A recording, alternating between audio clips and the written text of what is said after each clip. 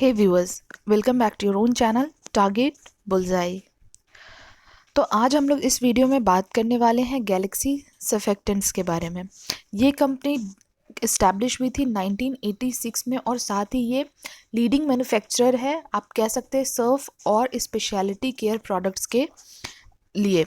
और साथ ही अगर इनके हम लोग बात करें तो इनका जो फोकस है वो मेजरली जो फोकस है इनका होम एंड पर्सनल केयर में ज़्यादा है। और अगर इनके अंडर के जो जितने प्रोडक्ट्स होते हैं वो बात करते हैं तो हेयर केयर हो गए, oral care, skin care, cosmetic, soap, shampoo, lotion, detergent, cleaning products and काफ़ी सारे इनके प्रोडक्ट्स हैं। ऐसे ये लोग अभी 80+ कंट्रीज़ में अपने जो प्रोडक्ट्स हैं उनको सप्लाई करते हैं।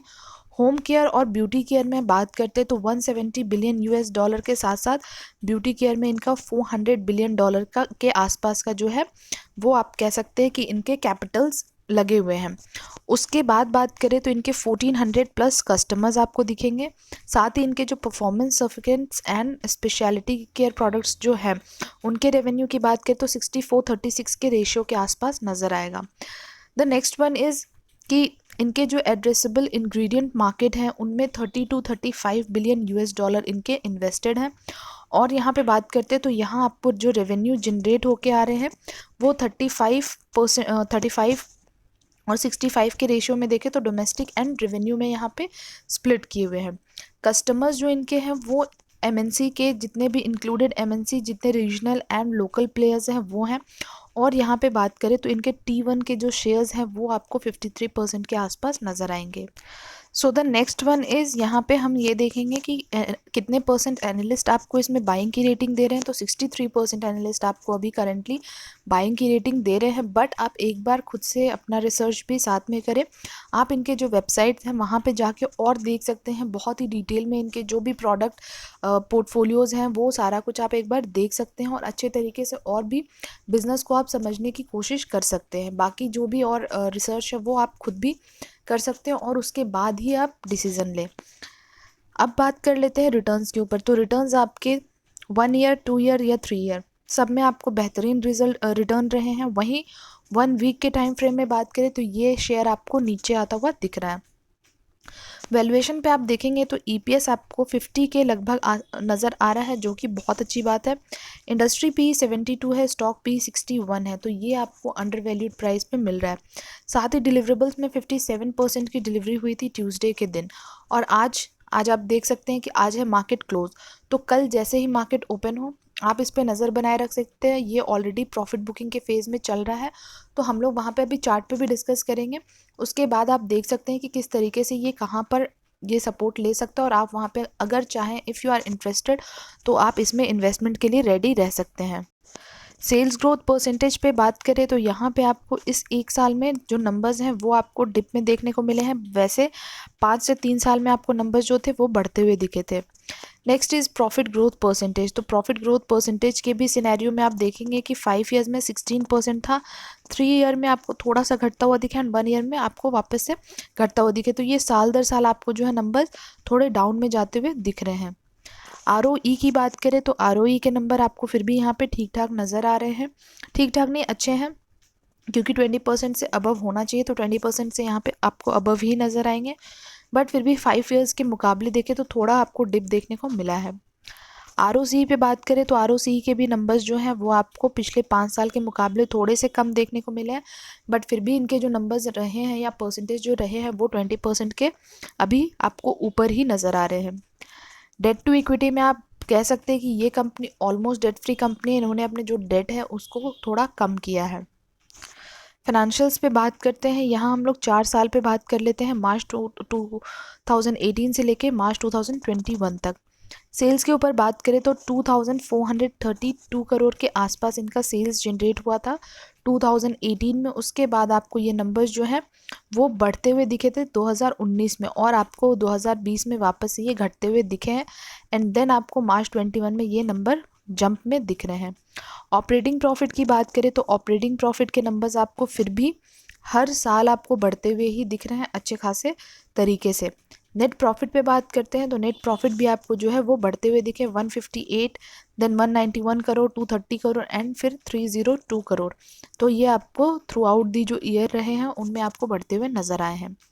क्वार्टरली बेसिस पे बात करें तो यहाँ हम लोग 4 क्वार्टर पे बात करेंगे, जून 20 से लेके मार्च 21 तक।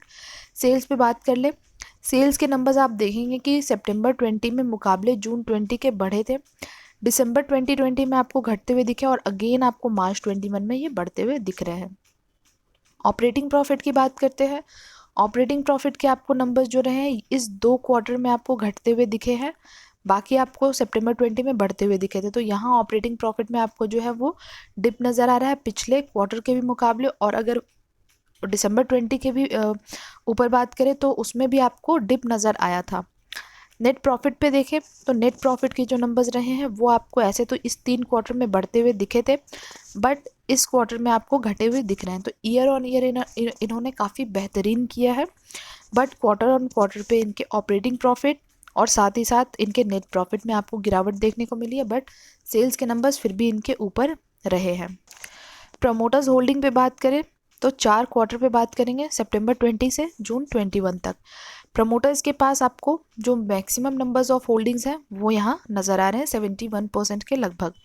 उसके बाद आप देखेंगे जो मेजर नंबर्स जो रहे हैं वो आपको डीआईआई के पास नज़र आ रहे हैं एंड आपको पब्लिक के पास नज़र आ रहे हैं। एफआईआई के पास थोड़े छोटे नंबर्स हैं और इन्होंने अपने थ्रू आउट दी आप ये देख सकते हैं कि क्वार्टर में इन्होंने कम ही किया है। पहले तो यहाँ इन्होंने बढ़ाया था बट उसके बाद इन्होंने थोड़ा और कम किया और अगेन यहाँ पे आपको कम करते हुए दिखे। और यहाँ पे भी आप देखेंगे अगर डीआईआई के नंबर्स भी तो भी आपको ये घटे हुए दिख रहे थे, उसके बाद आपको बढ़े हुए एंड देन फिर आपको घटे हुए दिख रहे हैं।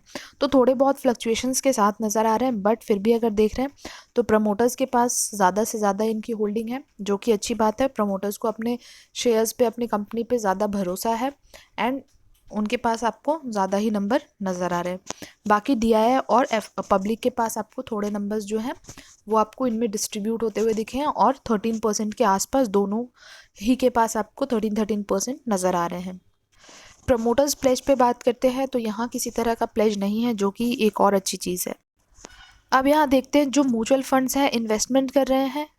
First one is from axis small cap, second one is from SBI magnum, third one is from Kotak small and fourth one is from Canara Robeco. And इनके परसेंटेज भी अच्छे हैं, बुरे बिल्कुल भी नहीं है। 5.83, 2.89, 2.87 एंड 1.98 रिस्पेक्टिवली। अब फाइनली बात करते हैं इसके चार्ट के ऊपर।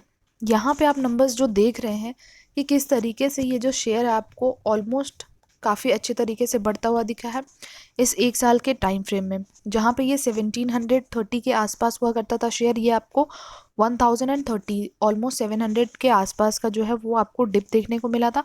और अभी जो शेयर है ये आपको काफ़ी ऊपर ही देखने को मिल भी रहा है। और बाकी 2 हफ्ते से बात करें तो 2 हफ्ते से आपको प्रॉफिट बुकिंग नज़र आ रही है। एमएसीडी पे भी नज़र डालेंगे आप तो आपको ये नीचे आता हुआ ही दिख रहा है, नीचे की तरफ क्रॉसओवर दे चुका है। दैट मीन्स अभी ये शेयर आपको थोड़ा और प्रॉफिट बुक कर के फेज़ में जा चुका है एंड थोड़ा और प्रॉफिट बुक होगा इसमें। एंड उसके बाद हम यहाँ पे अगर इन्वेस्टमेंट करनी है हमें तो हम यहाँ पे एंटर कर सकते हैं। इसी चीज़ को देखते हैं एक बार छोटे टाइम फ्रेम पे। अब यहाँ पे देखें कि जिस हफ्ते में जो प्रॉफिट बुकिंग के फेज़ में ये शेयर जा रहा है तो यहाँ देख लेते हैं जो प्राइस आपको नज़र आ रहे हैं कि किस किस प्राइस पे इसने ट्रेड किया है, कौन सा इसने हाई टच किया एंड कौन सा इसका लो रहा है। तो आप फिर भी देखेंगे इसने 3300 के आसपास का इसने हाई टच किया था। उसके बाद आप देख सकते हैं यहाँ पे कि किस तरीके से ये शेयर फिर आपको 2900, 3100, तो इस तरीके से आपको ये जो नंबर्स रहे हैं वो नज़र आ रहे हैं। अभी भी अगर देखें तो ये अपने रेड लाइन के ऊपर ही सस्टेन करता हुआ दिख रहा है। बहुत बार इसने कोशिश की है कि ये ब्रेक करे अपने रेड लाइन को, दैट मीन्स जो 20 डे EM है उसको ब्रेक करे एंड नीचे की तरफ आने की कोशिश में लगे हुए थे ये, बट अभी तक ऐसा हुआ नहीं। ये अभी भी आपको ऊपर ही सस्टेन करता हुआ दिख रहा है। तो दैट मीन्स ये है यहाँ पे कि अगर ये शेयर आपको आने वाले टाइम में अगर इसने रेड लाइन को अपने ब्रेक किया नीचे की तरफ, दैट मीन्स 3100 के आसपास अगर ये नीचे की तरफ अगर आपको आने वाले टाइम में क्लोजिंग दे तो आप नीचे के जो नंबर्स हैं उनमें आप जो है वो आप एक्यूमुलेट करना आप स्टार्ट कर सकते हैं। उसके बाद अगर बात करें कि अगर फिर भी 3100 के नीचे भी आपको आता हुआ दिखेगा तो ये आपको फिर 22 के लगभग भी आपको आता हुआ दिख सकता है और यहाँ पे भी आपको ये सपोर्ट लेता हुआ दिख सकता है। तो जिस तरीके से ये जो शेयर है ये कल आपको 3100 के आसपास ये ट्रेड करता हुआ दिखा था, बट फिर भी आपको जो रेड लाइन है उसको इसने अभी तक ब्रेक नहीं किया है, अभी भी ब्रेक करना अभी भी बाकी है। अभी ये ब्रेक करे नीचे की तरफ आए तो आपको आने वाले टाइम में ये नंबर या फिर आप कह सकते हैं कि अपने येलो लाइन पे ये सपोर्ट लेता हुआ आपको दिख सकता है। अदरवाइज आपको यहाँ से ही ये बाउंस बैक भी कर सकता है। तो अगर ये बाउंस बैक करता है तो 3200 के ऊपर 3250 के लगभग आपको जाता हुआ दिखेगा। उसके बाद तो 3300 है ही, और उसके ऊपर की अगर हम लोग बात करें तो 3450 के लगभग भी आपको जाता हुआ दिख सकता है। तो ये जो सारे नंबर्स रहे हैं आपको ध्यान में रखने, और आपको जैसे ही लगे कि ये शेयर आपको और नीचे की तरफ मिल रहा है तो आपको वहाँ पे ग्रैब करना है। और यहाँ पे आप देख सकते हैं MACD के भी बेसिस पे आप देखेंगे तो ये शेयर आपको अभी नीचे आता हुआ ही दिख रहा है। अभी आपको नीचे की तरफ, इसमें भी आपको 1 डे पे हो या फिर वीकली टाइम फ्रेम पे हो, दोनों पे ही ये इसने अभी आपको क्रॉसओवर दिखाया है। तो अभी और नीचे थोड़ा कूल ऑफ और ये हो सकता है। तो जिस तरीके से हमने डिस्कस किया कि रेड लाइन देन आपके येलो लाइन जो है दैट मीन्स जो 50 डे EMA है उसके आसपास, अदरवाइज ज़्यादा से ज़्यादा अगर एक्सपेक्ट कर सकते हैं तो ये आपको 2800 दैट मीन्स अगर हम लोग देखें तो 100 डे EMA दैट मीन्स 2800 के आसपास यहाँ पे आपके निकल के आ रहा है। तो इन सारे नंबर्स पे आप ध्यान बनाए रखें, और जिस तरीके से ये बाउंस बैक करता है उस पर आप नज़र बनाए रखें कि जहाँ से आपको एक कंफर्मेशन मिल जाए आप वहाँ पे आप एक्यूमुलेट कर दे जो भी आपके पास कैपिटल है, एंड देन फिर आप अपने जो ऊपर की जर्नी है वो आप स्टार्ट कर सकते हैं शेयर के साथ। जो भी आप कह सकते हैं कि प्रॉफिट बुकिंग के लिए आप एक टाइम फ्रेम और माइंडसेट लेके चल सकते हैं कि हमें यहाँ पे प्रॉफिट बुक करना है। बाकी आपको किसी भी तरह का कोई डाउट है आप हमें कमेंट बॉक्स में पूछ सकते हैं।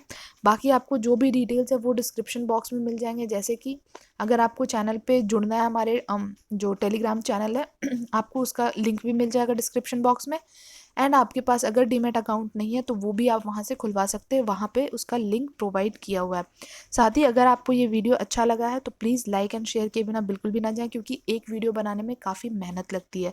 साथ ही साथ अगर आपने चैनल को सब्सक्राइब नहीं किया है अभी तक तो आप सब्सक्राइब भी कर लें। हम आपसे मिलेंगे बहुत ही जल्द नेक्स्ट वीडियो में, तब तक के लिए thank you and take care.